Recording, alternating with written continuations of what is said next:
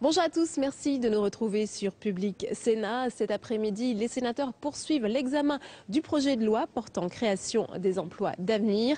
Ils entrent dans le vif du sujet avec la discussion de l'article 1er qui prévoit donc la création de ces emplois aidés avec la création d'une disposition particulière dans le Code du travail. Ces emplois aidés, je vous le rappelle, vont bénéficier à 150 000 jeunes d'ici 3 ans, jeunes de 16 à 25 ans, peu ou pas qualifiés et venant de zones défavorisées.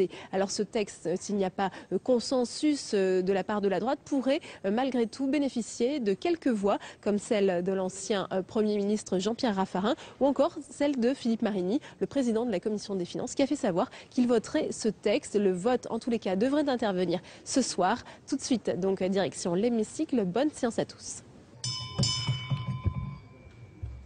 La séance est reprise. Je suis saisi d'un rappel au règlement de M. Jacques Mézard. Merci, Monsieur le Président, Monsieur le Ministre, mes chers collègues. Par un rappel au règlement, nous entendons dénoncer avec force les attaques lamentables contre les élus et le Sénat en particulier qui ont été faites par le député René Dosière, lequel a énoncé des contre-vérités flagrantes reprises sans aucune vérification par les médias. Je cite quelques extraits. « Si on enlevait la réserve parlementaire au Sénat, ça enlèverait une sorte de suspicion. Avec la réserve, on peut penser qu'on cherche des voix, qu'on va en acheter. » Monsieur Dosière ne s'est même pas renseigné sur la situation réelle et méconnaît les réformes mises en place ces dernières années, et en particulier la dernière année.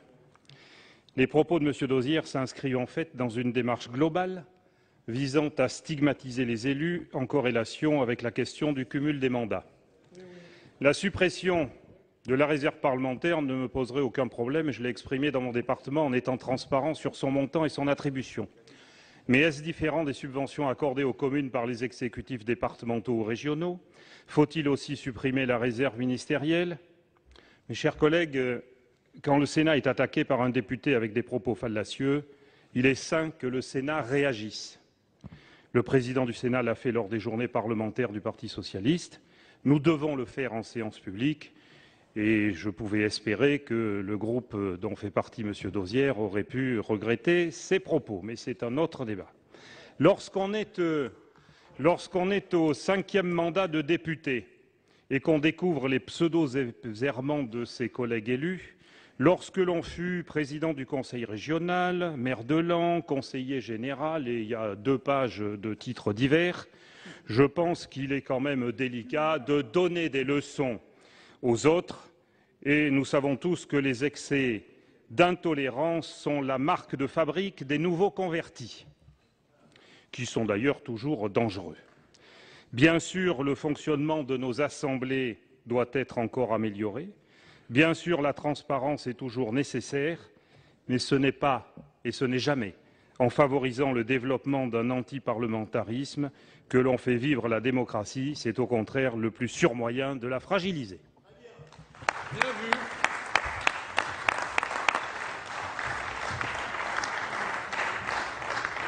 Bien, Monsieur Mézard, donc je vous donne acte de votre rappel au règlement. L'ordre du jour appelle la suite de la discussion du projet de loi adopté par l'Assemblée nationale après engagement de la procédure accélérée portant création des emplois d'avenir. Dans la discussion des articles, nous sommes parvenus à l'amendement numéro 5 rectifié au sein de l'article 1er. Parole est à Madame Procaccia. Merci, Monsieur le Président. Eh bien, cet amendement vise à bien préciser clairement dans le texte de loi que les emplois d'avenir, puisque c'est une forme très particulière de contrat de travail et de CDD, est bien contrôlé par les inspecteurs du travail dans les mêmes conditions que pour tous les autres salariés. Je vous remercie, chers collègues. La parole est à Monsieur Jeannereau pour la. Merci, Monsieur le Président. Je voudrais rassurer Madame Procaccia. Bien entendu, cet amendement est satisfait puisque Par définition, l'inspection du travail a vocation à contrôler et à vérifier l'ensemble de l'application du Code du travail, y compris sur les emplois d'avenir. Je vous demande donc de retirer votre amendement ou nous mettrons un avis défavorable. Je vous remercie, monsieur le rapporteur. Quel est l'avis du gouvernement, monsieur le ministre? Même avis. Donc, il n'y a pas il est retiré, mais j'apprécie d'avoir des explications en séance et de pouvoir les voir au JO. Merci. Bien. L'amendement est retiré. Je suis saisi maintenant de l'amendement numéro 70 qui est présenté par monsieur Dassault.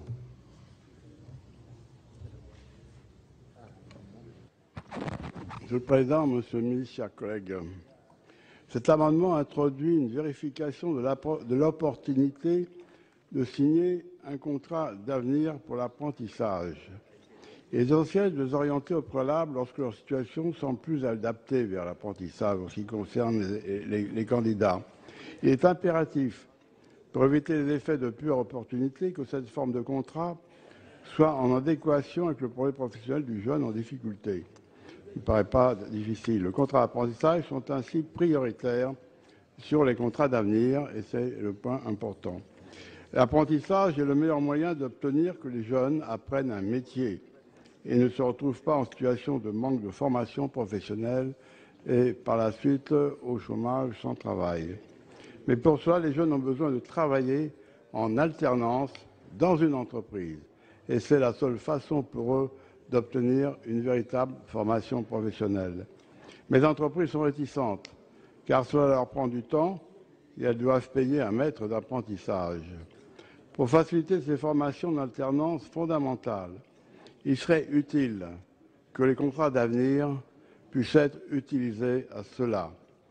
Ce contrat serait signé avec les chefs d'entreprise qui recevront en compensation une somme 75, 50%, évidemment, à décider par le ministre du montant du contrat d'avenir pour les activités non marchandes. Mais je pense qu'il était utile de spécifier que les contrats d'avenir peuvent aussi servir à des contrats en alternance pour lesquels il manque vraiment des apprentis, il manque des entreprises pour recevoir les apprentis. Merci. Je vous remercie, chers collègues. Quel est votre avis, monsieur le rapporteur? Bien, l'amendement présenté par M. Dassault est en réalité satisfait puisque l'emploi d'avenir, je le rappelle, sera prescrit par le service public de l'emploi ou par la mission locale en fonction précisément du projet professionnel du jeune. Et il s'adressera en toute priorité à des jeunes en situation de décrochage scolaire pour lesquels précisément une entrée en apprentissage immédiatement n'est pas envisageable. Autrement dit, vous pouvez avoir la garantie au terme de ce texte que la prescription sera faite en fonction très précisément du profil du jeune. Je vous demande donc, puisque cet amendement est satisfait, de le retirer. À défaut, nous donnerons un avis défavorable. Quel est votre avis, monsieur le ministre? Monsieur le Président, je voudrais redire moi-même ce qu'a très bien dit le rapporteur, mais Monsieur Dassault, je l'ai dit déjà dans la discussion générale, notre objectif, ce n'est pas de prendre en emploi d'avenir des jeunes qui pourraient trouver une autre solution, et tout particulièrement une solution de formation ou d'alternance ou d'apprentissage. Donc, à l'évidence, le comité de pilotage devra, j'en donnerai l'instruction, vérifier préalablement que toutes les autres solutions ont bien été utilisées. Elles auront toutes été utilisées. En tous les cas, on aura fait la liste et on aura regardé précisément si une autre solution ne peut pas être proposée aux jeunes en question. On ne commence pas par l'emploi d'avenir. On termine la liste, si je puis dire, des possibilités offertes aux jeunes par l'emploi d'avenir, puisque c'est justement fait pour ceux qui n'ont aucune possibilité, ni en termes d'emploi, ni en termes de formation. Donc je souhaitais vous le dire clairement et précisément pour que vous puissiez prendre votre décision sur votre amendement en toute connaissance de cause. Oui, mais Monsieur Dassault. le problème n'est pas seulement de convaincre l'apprenti, le futur apprenti, mais de convaincre une entreprise de le prendre. Parce que le problème est là. C'est le problème d'aider, faciliter le choix par une entreprise d'adopter un apprenti. Parce qu'il y a toujours des jeunes qui sont prêts à l'apprentissage et ne trouvent pas d'entreprise. Donc ce que je pensais, c'est de préciser alors dans votre décision, Monsieur le ministre, que les chefs d'entreprise qui utilisent un apprenti auront droit à utiliser le contrat d'avenir. Parce que sinon, ils ne le prendront pas, même si vous êtes favorable pour l'apprenti, pour qu'il aille dans une entreprise. Il faut que l'entreprise accepte. Et c'est ça le problème aujourd'hui qui est difficile. Peu d'entreprises, enfin pas assez d'entreprises en France, acceptent, ce qui fait que les jeunes qui veulent être apprentis ne trouvent pas d'apprentissage, ne trouvent pas d'entreprise et ne peuvent pas exercer leur formation.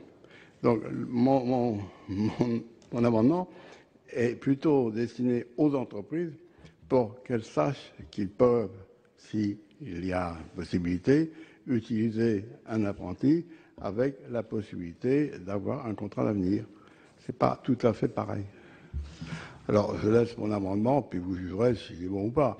Mais si vous pouvez dire, si vous disiez que vous serez d'accord pour que les entreprises utilisent ce contrat d'avenir pour payer un apprenti qui suit évidemment toutes les consignes et toutes les précisions que vous voulez apporter, ce serait bien. Mais il faudrait que l'entreprise soit aussi favorisée par ce contrat pour prendre l'apprenti qui est prêt à venir. Bien, Monsieur Jeannereau, vous souhaitez intervenir? Je voudrais vraiment rassurer pleinement notre collègue Monsieur Dassault. Comment concrètement les choses vont-elles se passer? Le jeune se présente à Pôle emploi ou plus souvent à la mission locale. Il vient parce qu'il a entendu parler qu'un emploi d'avenir était susceptible de lui être proposé. Il y aura une vérification faite par l'agent de la mission locale. Il pourra advenir, dans un certain nombre de cas, qu'au lieu de lui proposer un emploi d'avenir, il lui soit proposé un contrat en alternance ou un contrat d'apprentissage. Parce que précisément, c'est le profil du jeune qui sera examiné, ses motivations, son niveau, bref, ce travail d'évaluation sera fait par le prescripteur. Donc il n'y a pas d'a priori pour qu'il soit automatiquement orienté en emploi d'avenir. L'ensemble des possibilités sera examiné à cette occasion. Donc vous pouvez être pleinement rassuré. Bien. Dans ces conditions, Monsieur Dassault, quelle est votre décision? Merci, mais l'entreprise sera prévenue qu'elle pourra utiliser le contrat d'avenir. Bon, alors c'est d'accord. Merci. Donc, l'amendement est retiré. Je vous remercie, Monsieur Dassault. Nous passons maintenant à l'amendement numéro 106 présenté par le gouvernement. Monsieur le Président, c'est un amendement vraiment purement rédactionnel qui permet d'ordonner de manière plus visible et plus claire l'ensemble des éléments d'information qui devront être fournis à l'appui d'une demande d'emploi d'avenir. Quel est l'avis de la Commission? C'est un avis favorable puisque c'est un amendement de clarification rédactionnelle qui a pour objet, vous l'avez compris, à réaffirmer, à repréciser les obligations de l'employeur. Bien. Alors, qui s'oppose à cet amendement présenté par le gouvernement? Il n'y a pas d'abstention. Qui est pour? Bien, l'amendement numéro 106 est adopté. Je vous remercie. Nous passons maintenant à 3 amendements en discussion commune. Le premier, l'amendement numéro 47, est présenté par Monsieur Dessessart. Monsieur le Président, alors par cet amendement, il y a d'abord une situation complexe puisque en matière de formation, et ça aborde le problème de l'école, je ne sais pas si on pourrait parler d'une école à 2 vitesses, mais autant on peut dire que l'école, parfois, elle permet de s'élever et sortir de son milieu social en permettant à chacune et à chacun d'avoir une carrière qui permet de sortir d'un milieu social d'origine défavorisée. Par ailleurs, et en même temps, l'école peut conduire à l'échec scolaire. Et l'échec scolaire, mais comme je l'ai dit hier, ça peut être la quadruple peine. Première peine, on n'a pas de diplôme, et donc on a la difficulté que l'on peut avoir lorsqu'on est jeune de s'insérer sur le marché du travail. Deuxième peine, ça nous poursuit toute la vie. C'est-à-dire les personnes qui partent avec une qualification très basse, eh bien, ça reste un plancher toute sa vie par rapport à une carrière sociale. Troisième peine, eh bien, c'est un sentiment d'échec pour le jeune pendant toute sa scolarité, une dévalorisation. Et quatrième peine, il s'embête, il s'ennuie, et il y a même un dégoût pour le système scolaire. Et donc, M. Repentin, hier, nous a bien expliqué que par rapport à ces jeunes en situation d'échec, il ne fallait pas vouloir tout de suite leur coller une formation, et il fallait au contraire partir de ce qu'ils étaient, de la reconnaissance qu'ils allaient acquérir par leur travail, de leurs compétences, et qu'il fallait justement être souple quant à la formation que nous allions leur proposer. Donc ça, par rapport à ces jeunes en situation d'échec, effectivement, un suivi personnalisé a été affirmé par le ministre de la formation professionnelle. Mais dans le même temps, pour un certain nombre de jeunes, il est important que leurs acquis pendant ces 3 ans soient reconnus et validés. Et alors que pour les emplois jeunes, il y a un certain nombre d'exemples qui montrent que ça n'a pas toujours été le cas, car l'employeur se refusait à les inscrire à une formation, il faut leur assurer une formation. Donc par cet amendement, tout en étant conscient que c'est une chose pas facile, puisqu'il faut tenir compte d'un suivi personnalisé, tout en poussant l'employeur à aider à acquérir une formation qualifiante, eh bien, cet amendement souhaitait que tout jeune puisse bénéficier d'une formation qualifiante et demandait à l'employeur la prise en charge de la formation. Bien, je vous remercie, Monsieur Desessard. Quel est l'avis de la Commission, Monsieur Jeanneron? Ah non, pardon, ils sont en discussion commune. Je vous prie de m'excuser. L'amendement numéro 61 est présenté par Madame Pasquet. Merci, Monsieur le Président. La vocation des contrats aidés et donc des emplois d'avenir dont nous débattons aujourd'hui est de favoriser l'insertion professionnelle et sociale de publics particuliers ciblés dont on estime qu'il nécessite une mobilisation particulière des acteurs publics, État, sécurité sociale, régions et collectivités territoriales. S'il ne fait aucun doute que la possibilité pour un jeune de connaître une première expérience professionnelle peut servir de tremplin vers l'emploi, dans l'immense majorité des cas, cela ne suffira pas. Le faible niveau de formation initiale des jeunes concernés dans ce projet de loi doit être pleinement mesuré et l'aspect formation des emplois d'avenir doit être aussi important que l'exercice professionnel lui-même. C'est pourquoi nous ne pouvons nous satisfaire de la rédaction actuelle du projet de loi qui prévoit que la qualification auquel le jeune peut prétendre puisse être substituée par une simple reconnaissance de compétences. Il y a pourtant entre qualification et compétences des différences réelles. En effet, il est difficile de se prévaloir de compétences en dehors de l'entreprise dans laquelle elles ont été acquises, contrairement aux qualifications qui, elles, permettent aux salariés d'être rattachés à une catégorie professionnelle préalablement établie et définie dans une grille de classification d'une convention collective. Or, on sait que tous les jeunes ne seront pas recrutés définitivement dans la structure, les ayant accueillis. Nous proposons donc que la loi n'oppose pas les deux notions et que les employeurs prévoient à la fois le niveau de qualification espéré par les actions de formation mises en œuvre, ainsi que les compétences que le bénéficiaire de l'emploi d'avenir pourrait acquérir. À défaut, le risque est grand que les employeurs privilégient, pour des raisons évidentes d'organisation et de coût, la non-réalisation des actions prévues devant entraîner le remboursement de l'aide, l'acquisition de compétences au détriment des qualifications. L'acquisition d'un niveau de qualification que nous souhaitons supérieur au niveau précédemment acquis constitue un bagage utile aux jeunes ainsi recrutés, leur permettant enfin de s'inscrire dans un parcours d'emploi plus sécurisé. Le bénéficiaire d'un emploi d'avenir pourra ainsi disposer pour l'avenir d'une expérience professionnelle lui permettant de prétendre à l'issue de ce contrat à un emploi plus qualifié et donc plus rémunérateur. Bien, merci, chers collègues.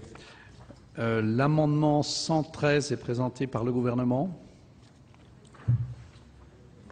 Oui, Monsieur le Président, cet amendement a pour objet d'aller dans le sens des deux amendements qui viennent d'être présentés, aussi bien par Monsieur Desessard que par le groupe communiste. Mais il faut juste bien comprendre, on a tous en tête, les jeunes concernés sont des jeunes qui sont très très loin de la formation, très loin, en échec total.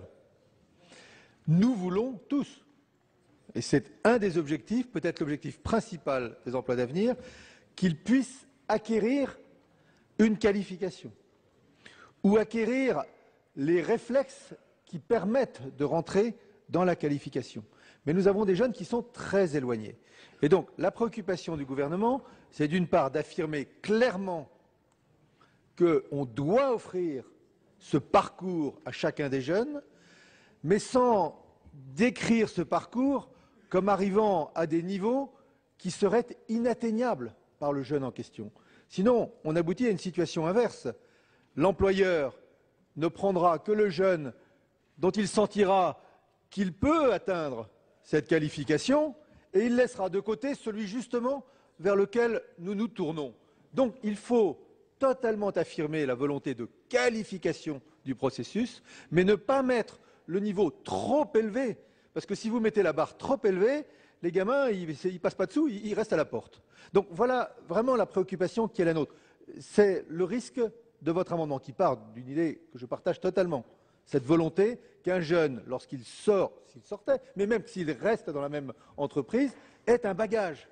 Et un bagage, comme on dit dans le jargon, transférable, qui est une valeur, qui n'est pas une valeur seulement dans l'entreprise, mais qui est une valeur dans l'entreprise, dans l'association ou dans la collectivité, mais qui est une valeur reconnue à l'extérieur. Donc c'est pour tenir compte de ces préoccupations, dans l'équilibre que je viens de décrire, absolument il faut une formation, mais attention à ne pas vouloir une formation absolue, sinon ils vont rester dehors, que je peux donner qu'un avis, je le fais déjà à cet instant-là, Monsieur le Président, défavorable aux deux amendements, et pour répondre à vos préoccupations, le gouvernement propose cet amendement qui, de notre point de vue, maintient le bon équilibre entre la volonté de qualification et la volonté de ne pas fixer des niveaux trop élevés qui ne pourraient pas être atteints par les jeunes en question.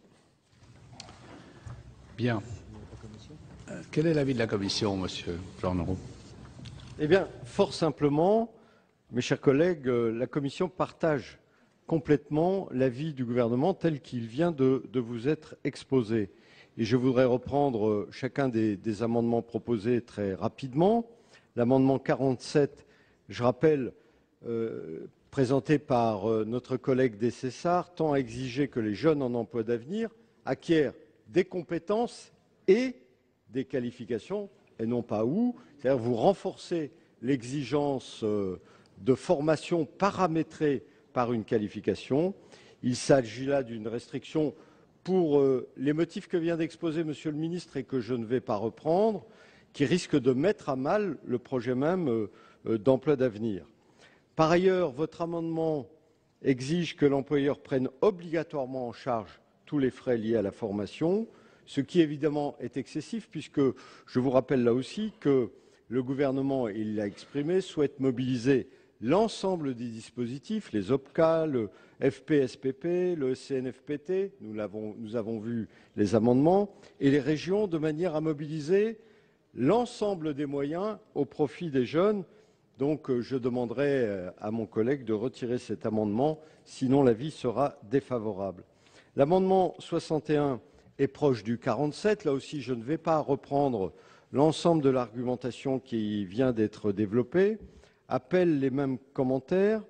Néanmoins, il me semble, et ça fera la transition avec l'amendement suivant, l'amendement 113 présenté par le gouvernement, que le gouvernement nous propose une voie de compromis qui est équilibrée, qui met le curseur au bon endroit. Et je vous propose, je demande aux porteurs de l'amendement 61 à Madame Pasquet de retirer l'amendement, faute de quoi, pour les raisons que je viens d'indiquer, l'avis sera défavorable. Il me semble, j'en arrive à l'amendement 113, que ce qui nous est proposé par le gouvernement constitue une bonne voie de compromis, plaçant le curseur au bon endroit, permettant tout à la fois de garantir un accès à une formation, à des compétences et, je reprends les termes de l'amendement, à un niveau de qualification supérieur à celui qui était le sien lorsqu'il est entré dans l'emploi d'avenir, cet amendement me paraît constituer un bon compromis, un bon chemin pour garantir la bonne fin de l'emploi d'avenir. Je vous propose un avis favorable et je vous propose d'adopter cet amendement. Bien. Monsieur Dessessart et Madame Pasquet, avez-vous été convaincu, Monsieur Dessessart? Président, j'ai été très sensible aux propos du rapporteur et j'ai bien aimé la façon dont le gouvernement a traité cette question. Donc, je retire mon amendement. Hein? Madame Pasquet.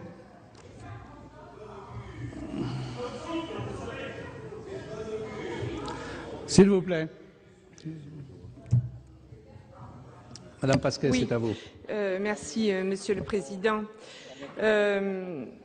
Alors, sur la question de la formation, nous avons déposé cet amendement, mais nous étions déjà en accord avec l'amendement déposé par nos collègues à l'Assemblée nationale qui, eux, allaient bien plus loin que nous et demandaient une formation qualifiante de 400 heures par an pendant 3 ans.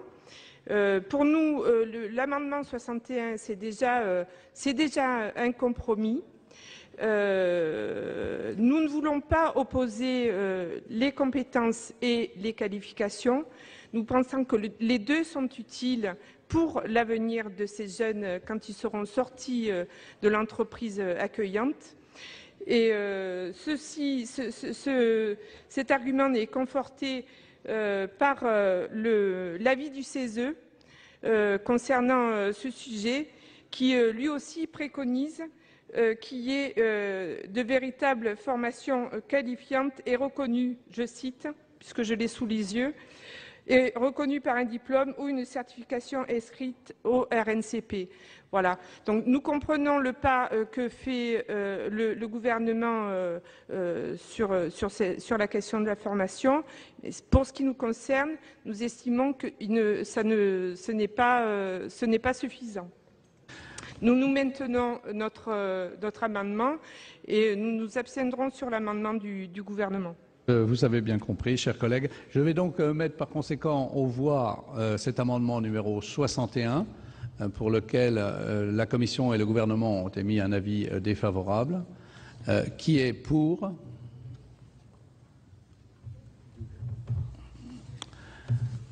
Qui s'abstient? Qui est contre?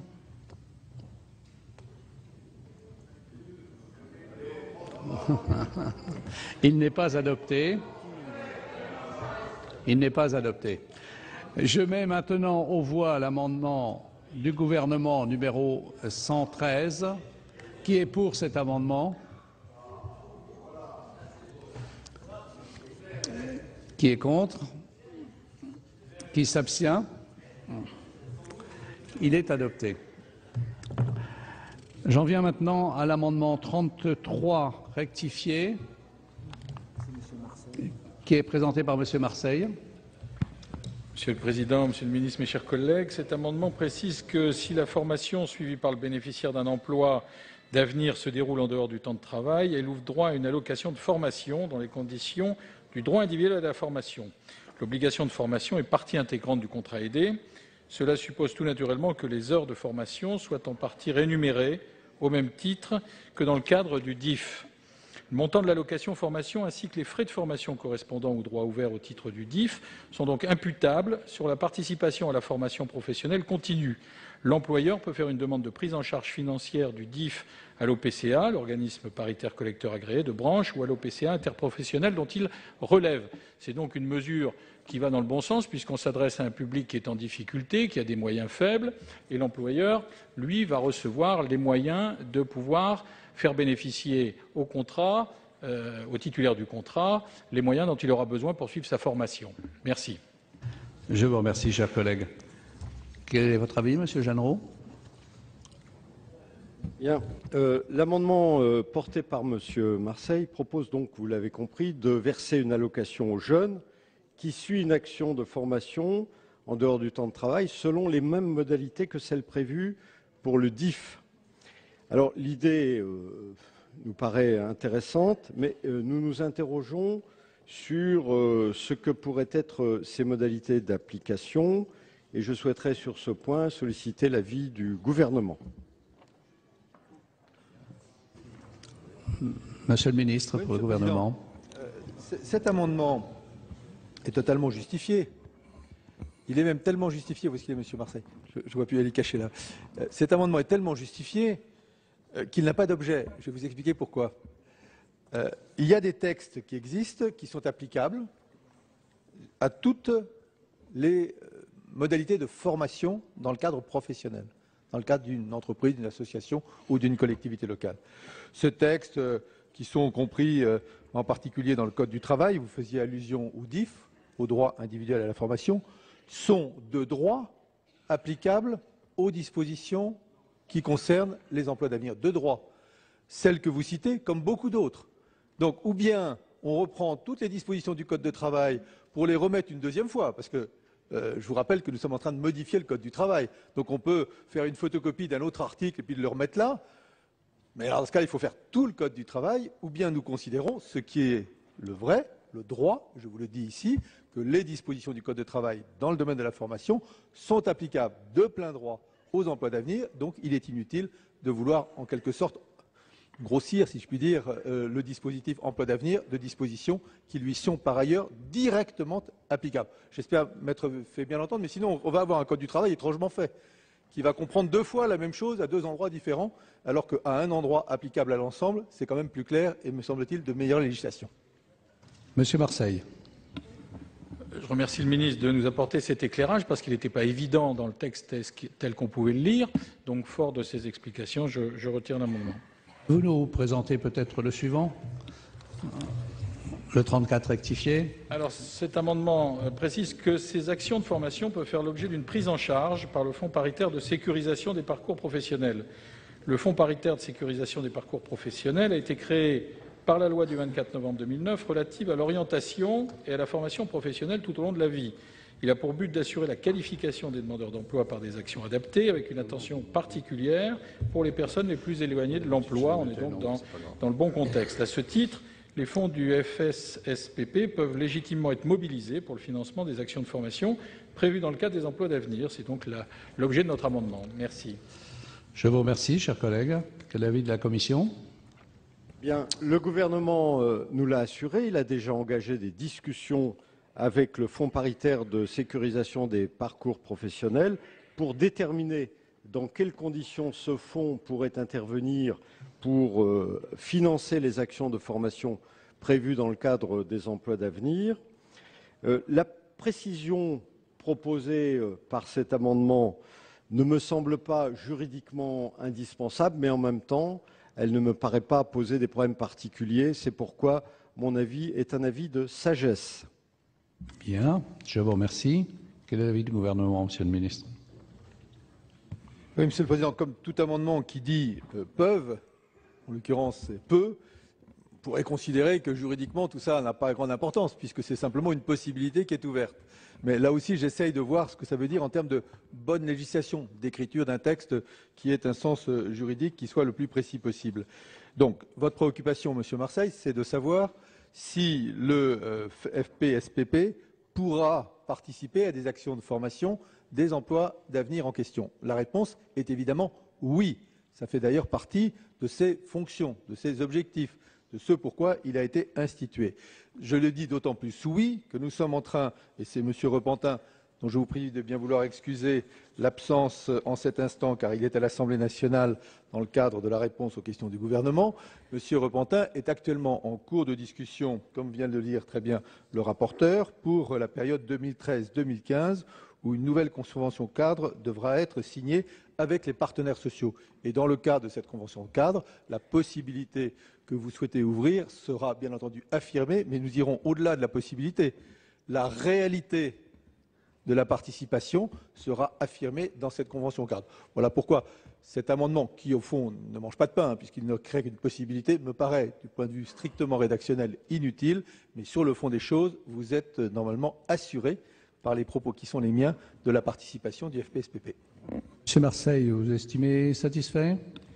Écoutez, je remercie Monsieur le ministre de ces explications, mais depuis hier soir, on a beaucoup d'explications sur le contenu de ce texte qui, à l'évidence, manque donc de précision. Donc, s'agissant de ce point particulier, je maintiens mon amendement.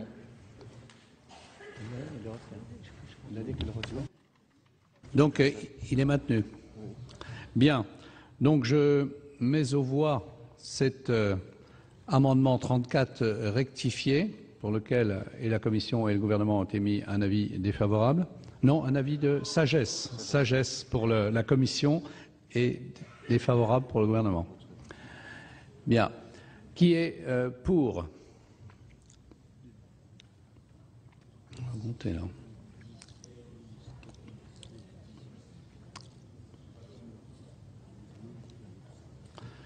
Qui est contre?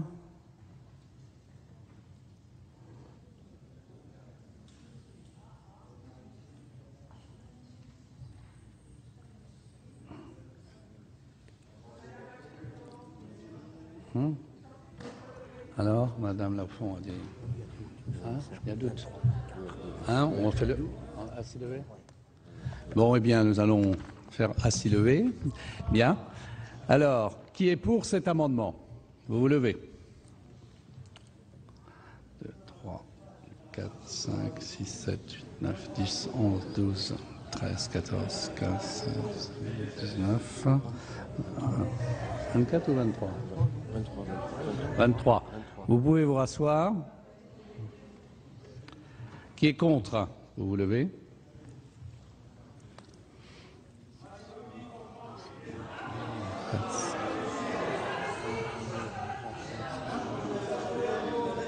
Il n'y a plus de doute. Il n'y a plus de doute, il n'est pas adopté.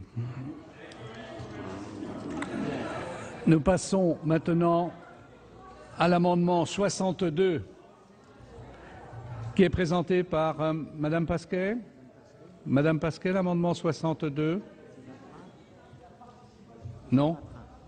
Donc c'est Monsieur Vatrin qui le présente. Oui, Monsieur le Président, chers collègues, l'exposé des motifs du projet de loi prévoit que le montant de l'aide de l'État, dont le niveau sera fixé réglementairement, un point important, sera dans le cas général de 75% de la rémunération brute au niveau du SMIC.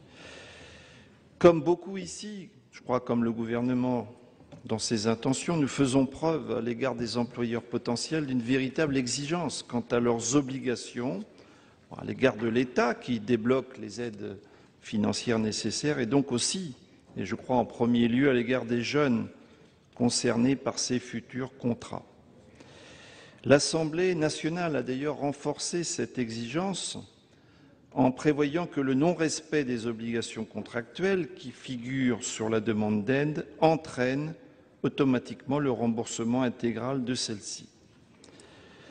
Pour autant, il nous semble que des dispositions supplémentaires devraient être mises en œuvre pour que, et c'est le point fondamental, les emplois d'avenir ne soient pas, comme on l'a vu avec d'autres formes de contrats aidés, des contrats précaires supplémentaires et largement subventionnés. Moi, j'ai dans mon département beaucoup de jeunes qui aspirent en décrochage, qui aspirent à des contrats, mais qui ne veulent pas de contrats, de énièmes contrats précaires. En l'état actuel du droit, les CUI, CAE et les CUI, CIE, qui sont les deux formes que peuvent revêtir les emplois d'avenir dans le cadre qui nous est proposé, dans cet état de droit, les aides publiques sont modulées en fonction de la catégorie et du secteur d'activité de l'employeur, en fonction des difficultés d'accès à l'emploi antérieurement rencontrées par le salarié, ainsi que des conditions économiques locales.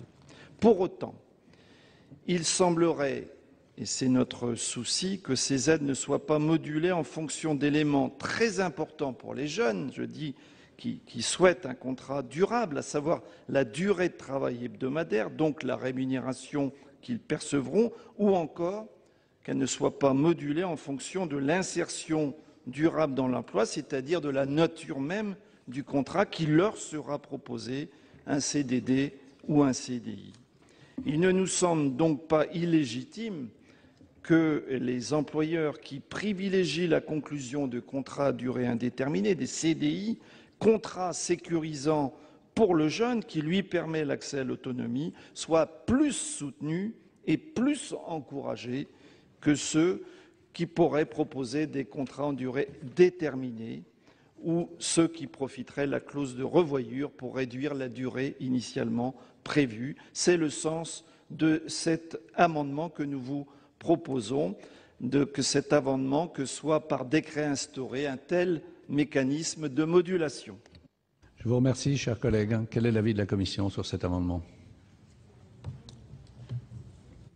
Merci, Monsieur le Président. Je vais devoir opposer, malheureusement, à Monsieur Vatrin, un avis défavorable. Je voudrais rappeler que la règle dans les emplois d'avenir, c'est le contrat à durée indéterminée et une modulation de l'aide en fonction du contrat ou de la durée, puisque les dispositions ont prévu que dans des cas effectivement particuliers, le temps de travail puisse être au minimum d'1 an. Moduler en fonction du contrat ou de la durée du temps de travail aurait pour effet de subventionner plus fortement, finalement, les employeurs les plus solides financièrement, c'est-à-dire ceux qui sont les plus à même d'offrir des contrats longs à temps plein. Donc il y a là une contradiction que nous ne pouvons évidemment soutenir, ce qui explique l'avis défavorable. Je vous remercie. Monsieur le ministre, quel est l'avis du gouvernement? Oui, Monsieur le Président. Je vais redire là aussi, l'objectif, c'est le contrat à durée indéterminée. Je vais vous le dire encore autrement. Un comité de pilotage qui se voit faire des propositions de la part d'employeurs potentiels et qui aura des CDI et des CDD, choisira le CDI pour un emploi d'avenir.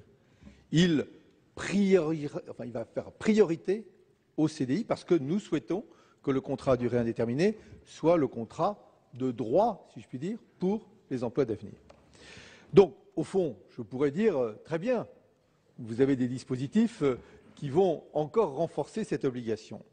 Mais attention, 2 choses. D'abord, n'oubliez pas, ayez toujours ça en tête, parce que beaucoup des dispositifs que vous proposez sont inspirés de ceux que l'on pourrait souhaiter dans le domaine des entreprises privées.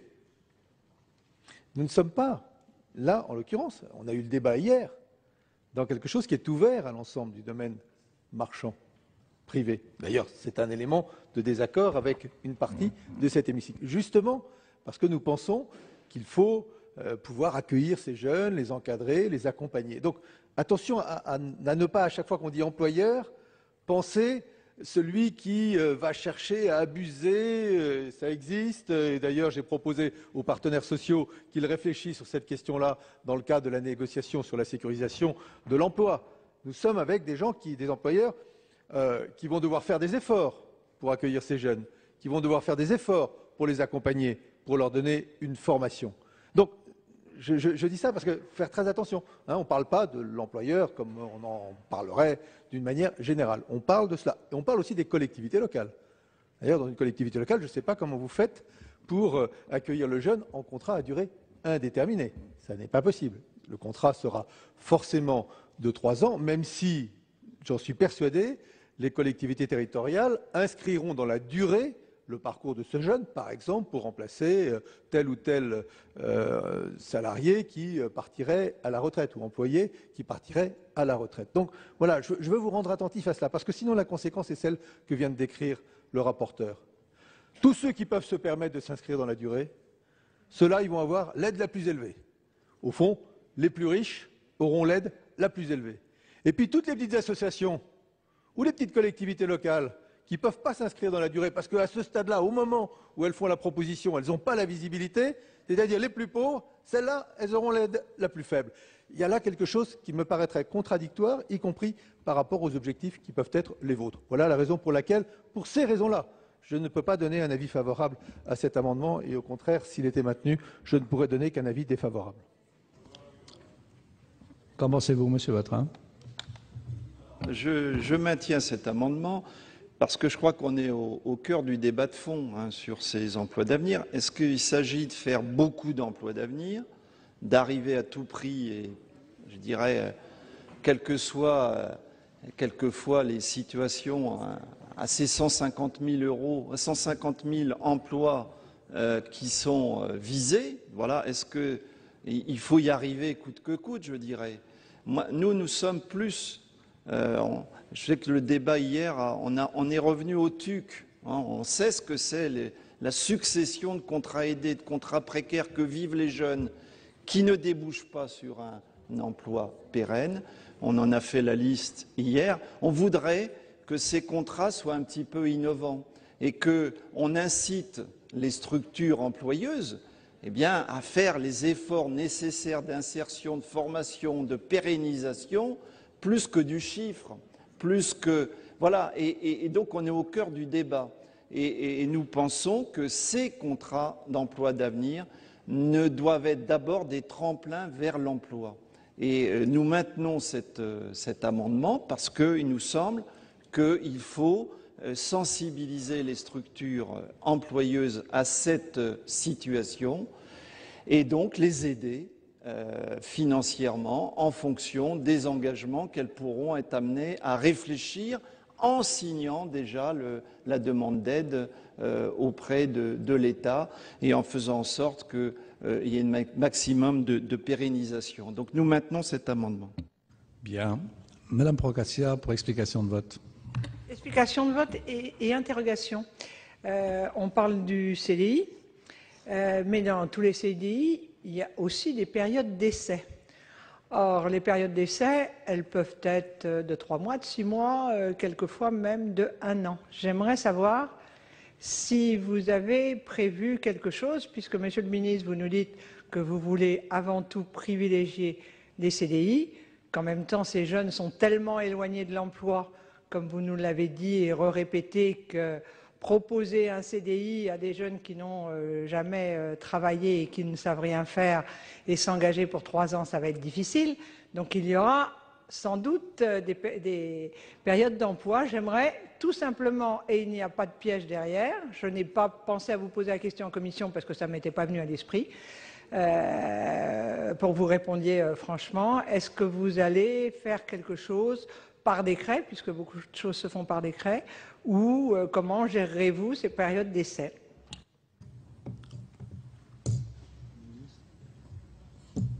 Monsieur le ministre. Je réponds à cette question, mais on en revient à un certain nombre d'amendements qui ont été parfois déposés sur d'autres sujets. Le droit commun s'applique. Donc, ne relisons pas tout le Code du travail, il est très épais, il est très long, et donc il y a beaucoup de dispositions. Le droit commun s'applique. En l'occurrence, s'agissant d'un contrat à durée indéterminée, je parle sous le regard de ceux et celles qui ont la compétence ici, c'est 3 mois de période d'essai. S'il s'agit d'un contrat à durée déterminée, c'est 1 mois de période d'essai. C'est ça le droit commun qui s'applique en l'occurrence aux emplois d'avenir comme à tout autre emploi. Bien. Je vais par conséquent...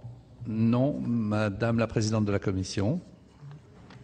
Oui, merci Monsieur le Président. J'ai bien entendu l'argumentation de Monsieur le Ministre et de Monsieur le rapporteur et j'étais ravie de réentendre avec force le fait que ce qui est privilégié dans ces emplois d'avenir, c'est le CDI et le CDI à temps plein. Sauf que hier, ici même, pour la formation pendant le temps de travail, vous nous avez dit qu'il y aurait des temps partiels possibles. Et du coup, on a fait de l'exception la loi finalement, puisque dans la loi, la formation sera en dehors du temps de travail, prioritairement pendant le temps de travail. Mais, mes chers collègues, c'est peut-être pas le lieu d'ouvrir ce débat ici, mais vous savez très bien ce que veut dire prioritairement pendant le temps de travail. Ça veut dire qu'il y aura aussi des formations et surtout en dehors du temps de travail. Donc hier, vous nous dites l'exception sera le temps partiel. Néanmoins, dans la loi, on dit que le temps de formation pourra être en dehors du temps de travail. Et aujourd'hui, vous nous réaffirmez avec force, et c'est tant mieux parce que c'est ce que nous voulons entendre et c'est ce que nous souhaitons, effectivement, et je crois que ça vaut pour l'ensemble des membres de la Commission des affaires sociales, que cet emploi d'avenir soit majoritairement et même principalement en CDI et à temps plein. Donc, alors, hier, on nous fait l'exception et on nous dit c'est la loi. Et du coup, aujourd'hui, monsieur le ministre, vous ne voulez pas entendre que pour ces modulations d'aide financière aux entreprises, eh bien, du coup, il faudra aussi prendre en compte l'exception. Et je crois que ces emplois d'avenir sont quand même comme cible quand même en priorité ces jeunes qui sont aujourd'hui sans emploi. Donc est-ce qu'on doit privilégier la situation de ces jeunes qui vont, par cet emploi d'avenir, pouvoir remettre pied dans le monde du travail, quel qu'il soit, en collectivité, en association ou par exception dans le service marchand, puisque le service marchand sera concerné aussi. Et dans ces cas-là, si on veut prioritairement cibler ces jeunes-là qui sont en difficulté, je crois qu'il faut aussi prendre en compte leurs préoccupations. Bien, je vous remercie, Madame la Présidente. Monsieur Guillaume, pour explication de vote? Non? Non, Monsieur le Ministre. J'apporte quelques éléments dans ce débat. Parce que, à vous écouter et à écouter celui qui s'est exprimé juste auparavant, M. Vatrin, on a le sentiment que toutes les associations et les collectivités locales vont se précipiter. Et que, vraiment, elles sont toutes là, immédiatement prêtes à accueillir les jeunes en question. Et que donc, nous serions dans une préoccupation qui consisterait à faire du chiffre le plus vite possible. Vous savez quelle est ma préoccupation? C'est qu'il y ait suffisamment d'associations et de collectivités locales qui, compte tenu du type de jeunes dont nous parlons, soient candidates. C'est ça ma préoccupation première. Ce n'est pas de faire du chiffre, hein. C'est qu'il y en ait malgré tout suffisamment. Je dis malgré tout, parce que nous ne sommes pas dans une entreprise qui chercherait simplement à avoir un effet d'aubaine. Auquel cas, je comprendrais tout à fait qu'on y mette un certain nombre d'obstacles. Nous sommes devant des gens à qui on va demander de faire un effort, en tous les cas dans un premier temps, à qui on va dire qu'il va falloir vous mobiliser. Il va même peut-être falloir que vous mobilisiez des salariés pour être aux côtés de ces jeunes. Et on voudrait augmenter les obligations. Il y a des obligations qui sont nécessaires, qu'il faut mettre en œuvre. Nous le faisons ensemble, en termes de formation, en termes de suivi, en termes de formation sur le temps de travail, bien entendu, évidemment. Donc nous avons cette préoccupation. Mais moi, je vous le dis très clairement, si on en fait trop, il n'y aura pas de candidat à l'accueil de ces jeunes. Et les jeunes en question, auxquels nous sommes tous d'accord pour apporter une aide, ils resteront, là encore, une fois encore, à la porte. Donc c'est cela le problème, c'est ça la difficulté dans laquelle nous sommes. Donc prenez-le en compte, ce n'est pas de méchants employeurs auxquels nous avons affaire, ce sont des employeurs qui vont devoir faire un effort, et qui ne vont pas être si nombreux que cela, vous verrez, dans un premier temps. Et on aura besoin de vous, comme de tout le monde, pour mobiliser les réseaux, pour mobiliser les collectivités locales, pour leur dire c'est l'intérêt général, c'est l'intérêt de la société que de vous mobiliser. Donc voilà la préoccupation qui est la mienne. Il ne s'agit pas de faire du chiffre, hein. Bon, bien. Bien. Par conséquent, je vais mettre aux voix cet amendement numéro 62, pour lequel la Commission et le gouvernement ont émis un avis défavorable. Qui est pour cet amendement? Qui s'abstient? Qui est contre? Il n'est pas adopté. Nous passons maintenant à l'amendement numéro 71 qui est présenté par Monsieur Doublet. Monsieur le Président, Monsieur le Ministre, cet amendement a pour but d'attirer l'attention sur le non-respect des engagements de l'employeur en matière de formation, peut être multifactoriel et non nécessairement imputable à l'employeur. Une formation peut être annulée par un organisme de formation, faute de candidats. Le salarié peut aussi refuser la dite formation ou être indisponible. Des circonstances particulières pouvant intervenir, il convient de ne pas pénaliser a priori l'employeur sans lui donner la possibilité d'apporter des éléments à charge de preuve. En conséquence, le présent amendement vise à permettre à l'employeur de justifier le non-respect éventuel de ses engagements en matière de formation. Merci, Monsieur Doublet. Quel est l'avis de la Commission, Monsieur Jeannereau? Oui, vous avez tout à fait raison, Monsieur Doublet. L'organisme de formation peut être défaillant. Mais il est évident que l'engagement de l'employeur sera apprécié de manière globale. Et il ne me paraît pas utile d'introduire cette clause dans le texte qui vous est proposé. C'est pourquoi je proposerai plutôt un avis défavorable, considérant que, par ailleurs, le dialogue qui sera instauré avec l'employeur permettra d'aboutir à une appréhension globale de la situation, sans que l'employeur ne risque d'être sanctionné pour un défaut de l'organisme de formation. Quel est l'avis du gouvernement, monsieur? Même avis. Je mets aux voix cet amendement numéro 71, pour lequel la Commission et le gouvernement ont émis un avis défavorable. Qui est pour cet amendement?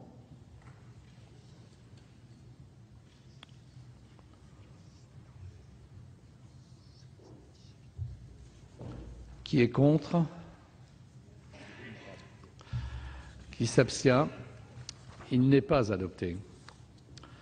Nous en venons à l'amendement 35 rectifié, présenté par Monsieur Marseille. Oui, Monsieur le Président, Monsieur le Ministre, mes chers collègues, cet amendement prévoit que le Fonds paritaire de sécurisation des parcours professionnels assure une mission d'appui et de conseil aux employeurs pour la mise en œuvre des actions de formation prévues dans le parcours du bénéficiaire d'emploi à venir. L'existence d'un tel accompagnement est un moyen de garantir l'effectivité de la formation prévue. Mobiliser les dispositifs de formation professionnelle demande une connaissance de ces derniers, une maîtrise des différents canaux de financement propres à la formation continue dont ne disposent pas nécessairement les employeurs qui sont susceptibles de procéder à une embauche dans le cadre des emplois à venir. L'accompagnement de l'employeur afin de sécuriser tout au long du déroulement du parcours du jeune embauché est tout aussi important pour la réussite du dispositif que l'accompagnement du jeune lui-même, en particulier lorsque la structure employeuse peut s'avérer fragile, notamment lorsqu'il s'agit d'une petite association ou d'une activité émergente. Merci. Bien. Quel est l'avis de la Commission? Monsieur Marseille, vous voulez confier un rôle de conseil au Fonds de sécurisation des parcours professionnels. Ce n'est pas sa fonction. Ce n'est qu'un outil de financement. La fonction de conseil et d'appui est confiée aux OPCA. Tout cela fait l'objet d'une définition claire de la part du Code du travail. C'est donc un avis défavorable. Monsieur le ministre, quel est votre avis? Même avis. Il est maintenu. Je vais retirer l'amendement, Monsieur le Président. Néanmoins, là encore, il y a un manque de précision. Il aurait été bon que dans le texte, il y ait des précisions quant au suivi et à l'accompagnement des jeunes en matière de contrat d'emploi à venir. Bien. L'amendement numéro 35 rectifié est retiré. Nous passons maintenant à l'amendement numéro 59 qui est présenté par Madame Pasquet. Merci, Monsieur le Président. À l'occasion de l'examen par la Commission des affaires sociales de l'Assemblée nationale, le député Jean-Marc Germain, rapporteur sur ce projet de loi, a posé un principe qui pour nous est primordial, celui de la stricte conditionnalité des aides publiques à leur efficacité. Nous partageons ce constat qu'il a ainsi formulé. Dans la situation financière difficile que nous connaissons, chaque euro doit être bien dépensé. Nous avons d'ailleurs déposé plusieurs amendements qui nous apparaissent contribuer à cet impératif. Or, il nous semble que malheureusement, si, comme le rappelait M. Germain, en l'occurrence, les effets d'aubaine qui affectent les aides au secteur privé sont limités dans le secteur non lucratif, des mécanismes d'encadrement supplémentaires pour le secteur marchand doivent être trouvés.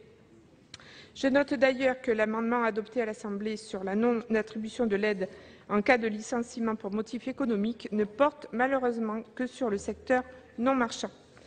Certes, une disposition générale interdit déjà le versement d'aide pour le CUI-CIE si l'entreprise a procédé à un licenciement pour motif économique 6 mois auparavant, mais il aurait sans doute fallu renforcer le dispositif, et notamment en l'étendant aux plans sociaux en cours, en portant la période d'interdiction à 1 an et en prévoyant le cas de recours massif aux ruptures conventionnelles. Car la réalité que nous connaissons tous est que dans les grandes entreprises, celles qui bénéficient de conseils en ressources humaines et en fiscalité, s'organise une véritable course aux subventions publiques pour profiter le plus possible de salariés rémunérés à moindre coût. Bien que marginale, cette situation existe et pèse sur l'emploi de qualité, l'employeur substituant des emplois durables par des emplois aidés. Cela affecte naturellement la dépense publique puisque les sommes qui s'accaparent ne peuvent naturellement plus être mobilisées pour des secteurs qui sont plus légitimes que le secteur marchand. à en bénéficier ou tout du moins en font une utilisation plus adéquate. Nous avons bien compris que les emplois d'avenir étaient principalement réservés au secteur non marchand. Pour autant, le secteur marchand étant également éligible, dans des proportions moindres certes, il nous semble important de poser pour ce secteur des règles spécifiques.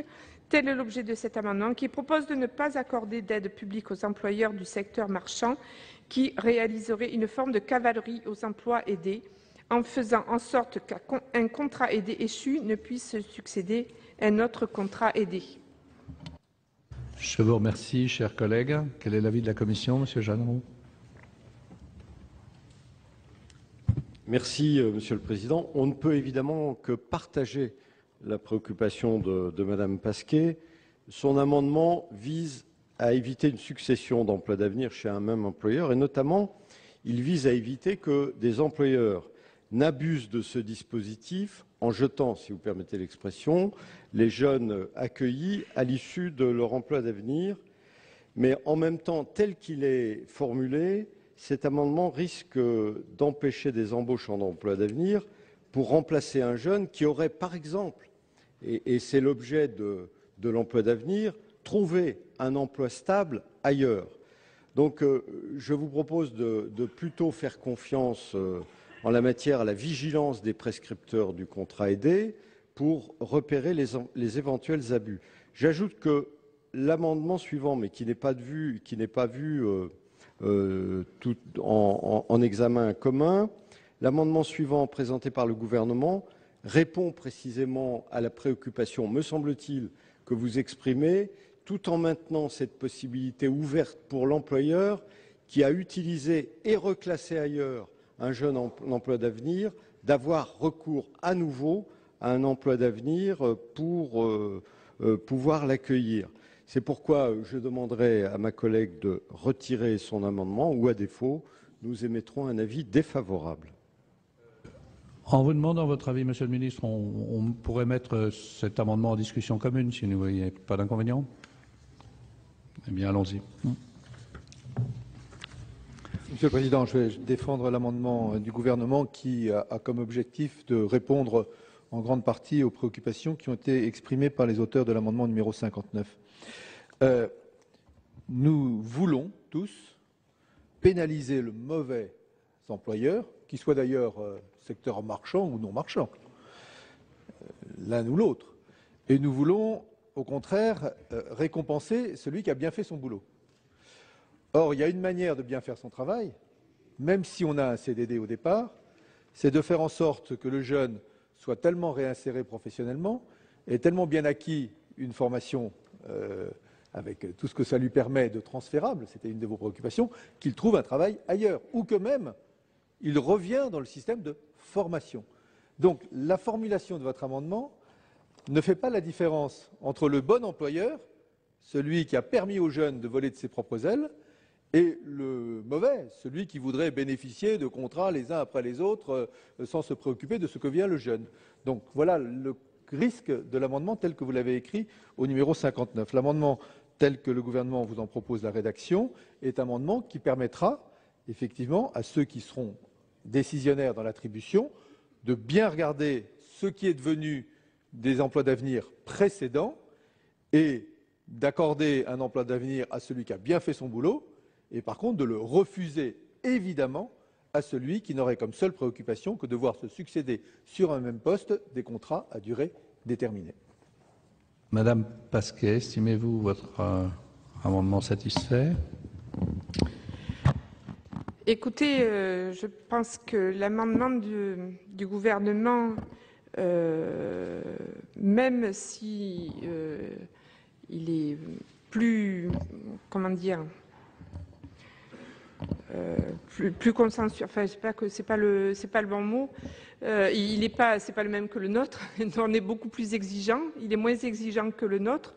Je pense qu'il va quand même dans le bon sens et il partage les mêmes préoccupations que les nôtres. Donc, je vais retirer mon amendement au profit de celui du gouvernement. Bien. Donc, je demande quand même l'avis de la Commission sur le 112. Monsieur Jeanneret, l'avis de la Commission sur le 112. Je Je suppose qu'il est favorable, mais j'aimerais vous l'entendre dire. C'est évidemment un avis favorable au regard des arguments présentés sur l'amendement précédent. Bien. Donc, je vais par conséquent mettre au vote, aux voix l'amendement 112, présenté par le gouvernement, qui a un avis favorable de la part de la Commission. Qui est pour?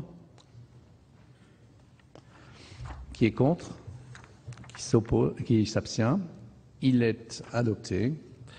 Nous passons maintenant à l'amendement numéro 63, qui est présenté par Madame Cohen. Donc, Monsieur le Président, Monsieur le Ministre, mes chers collègues, depuis le début de notre débat, la discussion montre que nous sommes nombreux ici à exprimer la volonté que ces emplois d'avenir constituent une première marche vers l'emploi des jeunes en difficulté. C'est d'ailleurs le motif de cette proposition faite par le gouvernement. Et donc, nos amendements vont tous dans le sens d'un enrichissement du texte, apportant les meilleures garanties aux futurs bénéficiaires. Dans notre esprit, il s'agit de combattre donc la précarité en s'adressant à celles et ceux qui ont déjà connu des stages, l'intérim et la déqualification, celles et ceux qui désespèrent des portes fermées, des petits boulots qui fragmentent leur vie. Dans cet esprit, nous souhaitons donc que l'ensemble des droits et avantages ouverts aux salariés de l'entreprise ou de l'association ou de l'établissement public qui les emploie leur soient ouverts. Vous savez certainement comme nous qu'il y a un certain nombre d'ailleurs d'acteurs sur le terrain qui nous ont fait savoir que par le passé, des jeunes recrutés en CUI ou en CAO s'étaient vus privés de certains éléments accessoires à la rémunération, tels par exemple les chèques vacances. Donc on connaît bien, y compris le profil de ces jeunes filles ou de ces garçons qui vont entrer dans ce dispositif et qui sont éloignés de l'emploi, mais aussi qui méconnaissent plutôt les codes des collectifs de travail qu'ils ou elles vont fréquenter. Donc c'est très important de leur permettre d'avoir les mêmes droits à la restauration du midi, aux chèques vacances et aux loisirs. Et c'est aussi un important levier pour leur intégration dans le monde du travail. Nous souhaitons toutes et tous donc que tombe cette méfiance réciproque, en quelque sorte entre l'entreprise et le jeune. Et si ce dispositif s'avère positif, il faudra aussi que dans le bilan, il n'y ait pas que des chiffres, que des statistiques, mais aussi un échange d'expériences, leur réussite et peut-être leur échec. Une politique publique ne se mesure pas seulement en termes de statistiques, mais aussi à l'aune du récit de celles et ceux qui l'ont vécu. Alors, nous savons bien que c'est lors de l'exercice de ces droits que des liens se nouent entre les anciens et les nouveaux et que les salariés peuvent partager ainsi l'expérience avec leurs collègues. Donc c'est pourquoi nous vous demandons qu'ils aient accès aux mêmes droits et nous réaffirmons que s'il y avait disparité, il y aurait une discrimination. Au vu du public visé par ce nouveau dispositif, je pense que ce ne sont pas, et vous serez d'accord avec nous, ce ne seraient pas les familles qui pourraient pallier, par exemple, à des dépenses supplémentaires concernant, je l'ai dit, la restauration du midi, mais également les transports. Donc cet amendement, Monsieur le Ministre, vise à ce que les emplois d'avenir acquièrent tous les droits qui feront d'eux non seulement des salariés à part entière, mais aussi des citoyens et des citoyennes dans l'entreprise. Merci. Je vous remercie, chers collègues. Quel est l'avis de la Commission, Monsieur Jeanneret ? Bien, merci Monsieur le Président. On ne peut que partager l'objectif porté par Madame Cohen, à savoir assurer l'égalité de traitement entre les jeunes en emploi d'avenir et les autres salariés. D'ailleurs, le législateur ne s'y est pas trompé, puisque par ailleurs, on a eu l'occasion d'avoir ce débat en commission, les jeunes admis en emploi d'avenir pourront être électeurs et éligibles aux instances représentatives du personnel, ce qui montre leur statut égal à celui des autres salariés. C'est donc un avis favorable. Quel est l'avis du gouvernement ? Monsieur le Président, je ferai la même réponse que celle que j'ai pu faire à d'autres amendements. Le Code du travail est applicable aux emplois d'avenir, dans sa totalité. Sauf s'il était prévu dans notre texte qu'il ne le soit pas. Ce n'est pas ce que nous prévoyons. Donc, c'est applicable. Donc, les dispositions sont applicables. Alors, effectivement, on pourrait dire, ça a été un peu le raisonnement du rapporteur, puisque le Code du travail est applicable, il n'y a pas d'inconvénient à ce qu'on l'y mette. Mais dans ce cas-là, il faut mettre toutes les dispositions du Code du travail, puisque toutes les dispositions du Code du travail sont applicables. Vous signalez d'ailleurs, madame, qu'il y aurait eu des cas dont vous auriez eu connaissance où il aurait été refusé à des CAE ou des CIE, auxquels sont applicables aussi les dispositions du droit du travail, des refus. Je vous demanderai d'ailleurs de me le faire savoir, car ces refus sont illégaux. C'est dans les mêmes conditions. Il peut y avoir des conditions d'ancienneté, mais ça s'applique à tous. Le salarié qui est en emploi d'avenir comme celui qui n'est pas en emploi d'avenir. Mais les règles sont les mêmes pour tous, que les choses soient très claires. Donc, du point de vue de la bonne écriture de la loi, c'est la réponse que j'ai faite à d'autres amendements. Je préférais qu'on ne surcharge pas cette partie du texte de dispositions qui existent par ailleurs, mais pour que les choses soient claires, oui, toutes les dispositions du Code du travail sont applicables, et donc les rémunérations accessoires, avantages accessoires, les emplois d'avenir en bénéficieront comme tous les autres salariés de l'association, de l'entreprise ou de la collectivité locale concernée. Bien. Madame Cohen.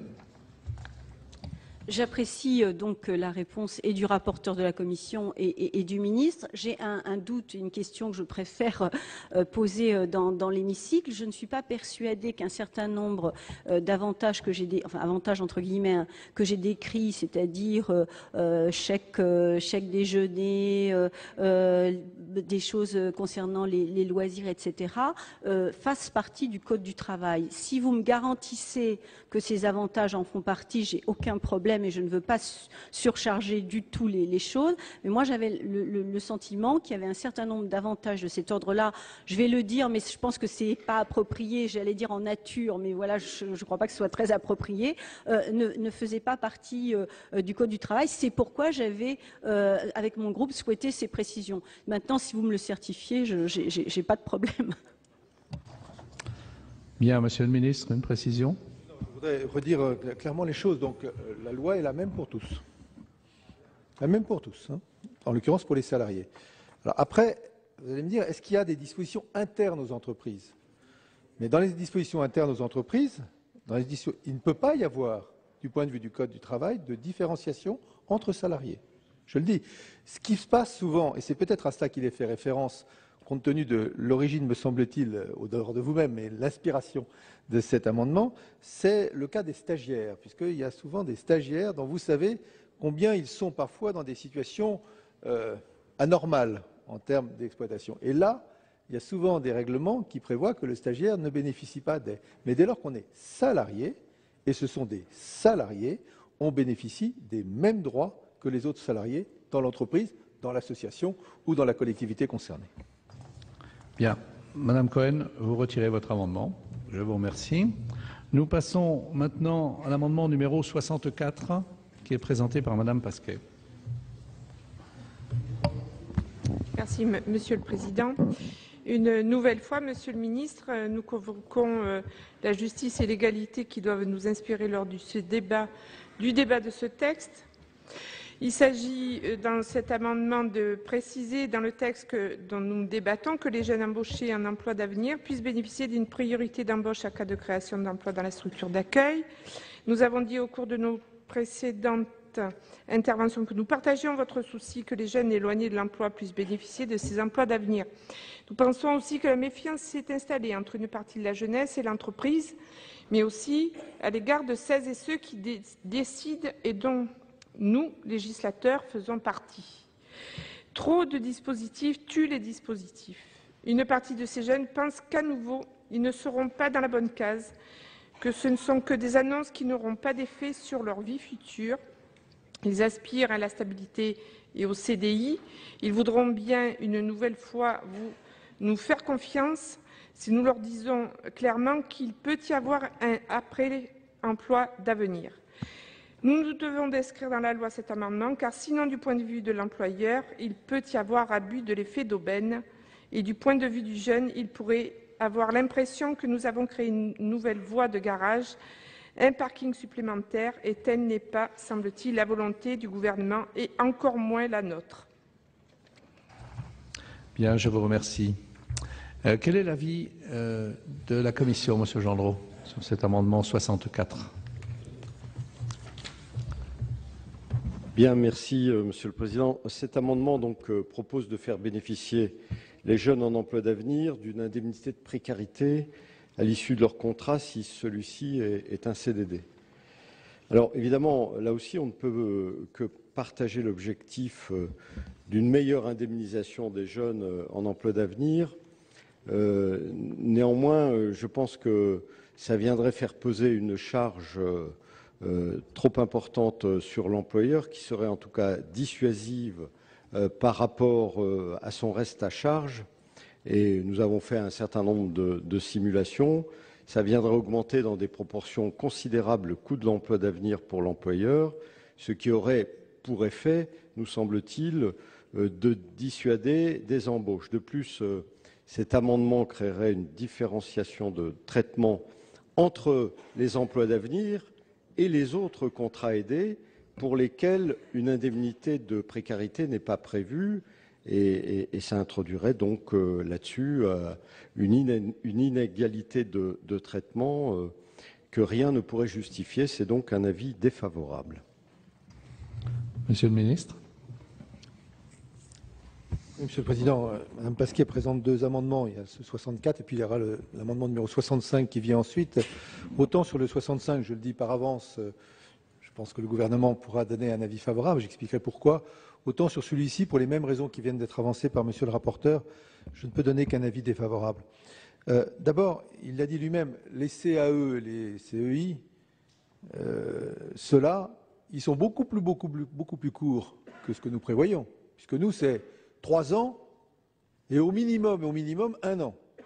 Et les autres, qui sont tous de moins d'1 an, la durée moyenne des derniers qui ont été accordés si généreusement pendant la première moitié de cette année, pour des raisons qui vous ont totalement échappé aux uns et aux autres, c'était moins de 6 mois, souvent 4 mois. Et dans ces cas-là, il n'y avait pas de prime de précarité. Et là, on voudrait en créer une. Il y aurait là vraiment une distorsion entre une situation qui pourrait être jugée comme anormale et une situation qui, au contraire, cherche à donner plus de durée et de visibilité pour le jeune. Et puis, on en a déjà parlé, au fond, vous allez pénaliser les plus petits. Vous disiez, il y a une défiance entre les jeunes et les employeurs ou les entreprises. Je le répète, ceux qui sont en l'occurrence concernés, c'est des associations, c'est des collectivités locales, c'est le secteur de l'économie sociale et solidaire. Je ne dis pas qu'ils sont tous irréprochables, même dans les collectivités locales. Ils ne sont pas tous irréprochables. Enfin, malgré tout, ce n'est quand même pas globalement le même état d'esprit que celui qu'on pourrait éventuellement craindre dans un certain nombre de secteurs strictement marchands. Donc attention à ne pas donner plus à ceux qui ont déjà beaucoup, les très grands, et à pénaliser encore plus ceux qui ont déjà très peu. Parce qu'au bout du compte, ça aboutira à quoi? À ce qu'ils ne proposent pas leur candidature à l'emploi d'un jeune en emploi d'avenir, alors que nous avons envie de diversifier les possibilités, tout particulièrement dans les zones rurales, par exemple.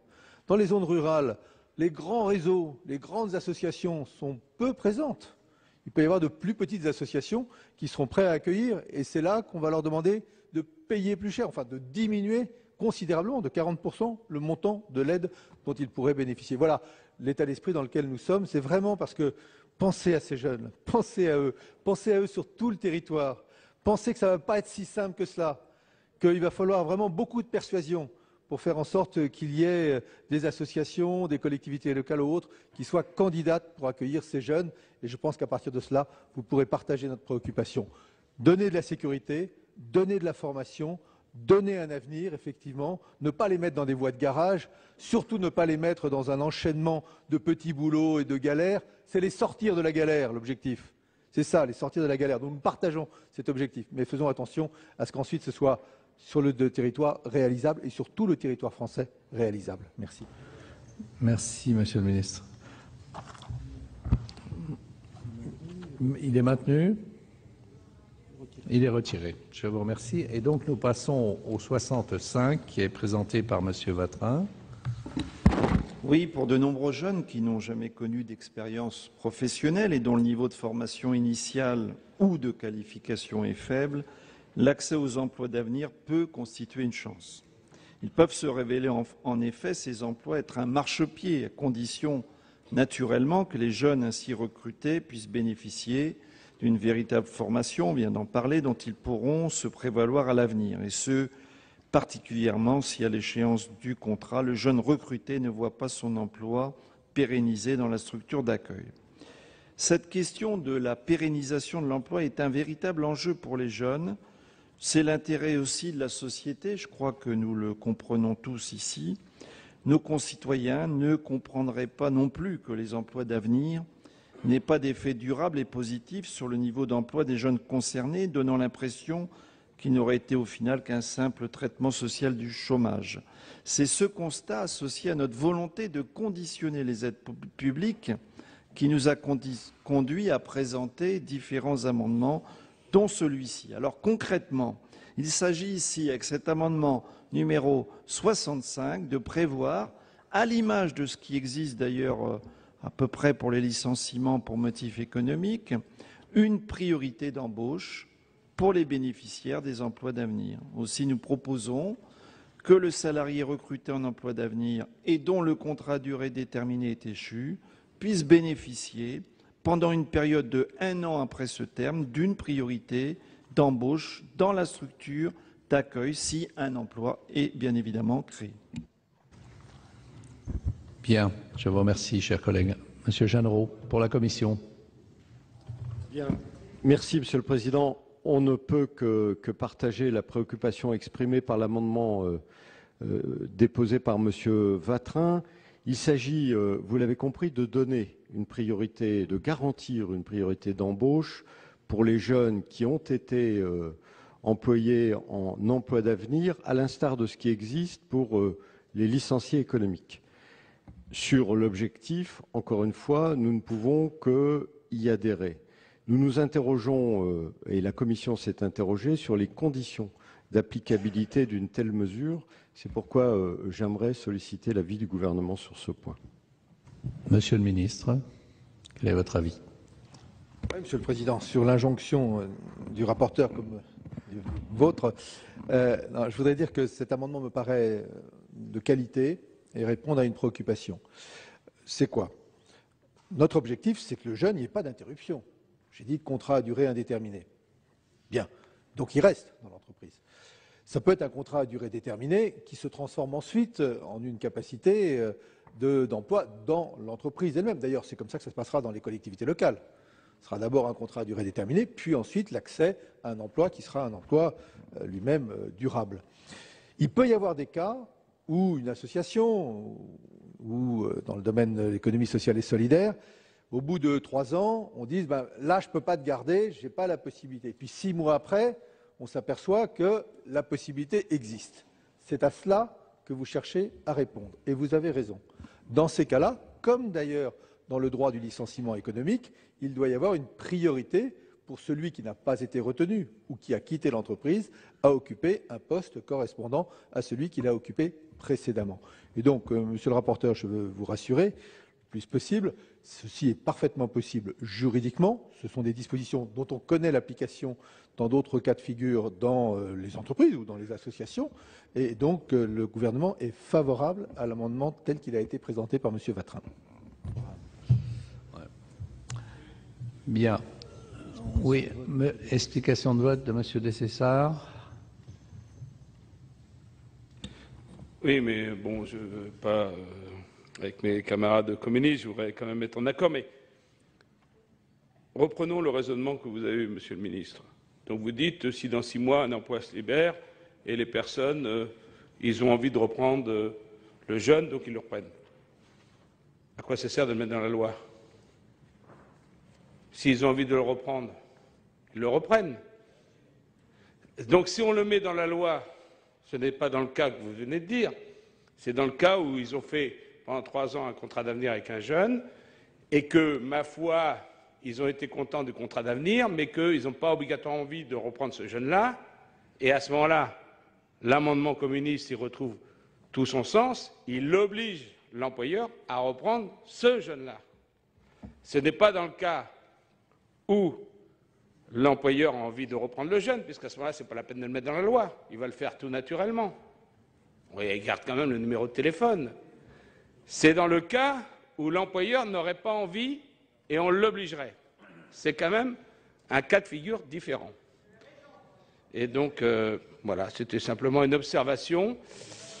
Et je comprends très bien le souci, on va le voter l'amendement, je comprends très bien le souci, mais il faut faire toujours attention, et c'est ce que vous avez dit, Monsieur le Ministre, à mettre toujours des clauses supplémentaires et des obligations supplémentaires pour l'employeur, et qu'au bout de la dernière année, il va se dire, si on crée un emploi, on est obligé de prendre ce jeune-là, alors qu'il est bien, on est content de ce qu'on a fait, mais ce n'est pas obligatoire en lui qu'on voit pour employer à durée déterminée.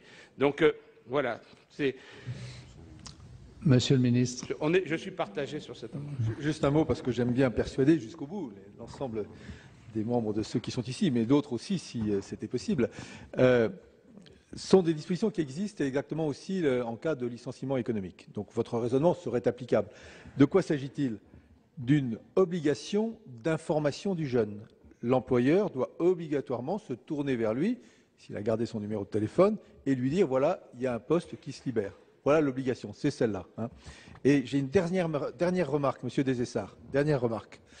J'ai dans mon ministère une boîte en carton, parce que nous n'avons pas les moyens de nous payer plus que du carton. Avec une fente, Monsieur Desessard, avec une fente au milieu. Une petite fente au milieu de la boîte en carton recyclable. Et à chaque fois que quelqu'un dit contrat d'avenir, c'est 2 €. Ce sont des emplois d'avenir, Monsieur Desessard. Donc vous me devez déjà 4 €. Bien. Nous allons, par conséquent, mettre au vote cet amendement numéro 65 qui bénéficie de 2 avis favorables. Celui de la Commission et du gouvernement. Qui est pour cet amendement? Qui est contre? Qui s'abstient? Il est adopté. Nous passons maintenant à l'amendement 7 rectifié qui est présenté par Madame Procaccia. Oui, merci, Monsieur le Président. J'ai bien vu qu'à l'Assemblée nationale, il y avait eu de nombreux débats sur les heures obligatoires ou non à intégrer dans le contrat d'avenir. J'ai vu aussi vos réponses. J'ai vu, vous allez faire fortune au bout de 2 jours de séance, Monsieur le Ministre. Mais pour le déficit de l'État, à mon avis, ça ne suffira pas. J'ai bien vu que vous ne souhaitez pas introduire le nombre d'heures dans le texte et je vous suis, puisque selon le type de formation, selon le type d'emploi, le nombre d'heures n'est pas le même. Moi, ce que je vous suggère quand même pour essayer de rendre obligatoire cette formation, c'est d'intégrer dans le contrat de travail le nombre d'heures que le jeune devrait suivre en matière de formation, puisque chaque contrat de travail est adapté à la personne. Et là, dire que cette personne peut avoir 2 heures par semaine, 10 heures par mois ou autre, permettrait d'avoir la certitude que le jeune puisse suivre, puisse être formé comme chacun d'entre nous le souhaite. Voilà, nous quittons l'hémicycle du Sénat. Merci de votre fidélité à suivre l'émission politique de la rédaction de Public Sénat, Preuve par 3, qui reçoit aujourd'hui le président du groupe socialiste au Sénat, François Rebsamen. Bonne soirée à tous.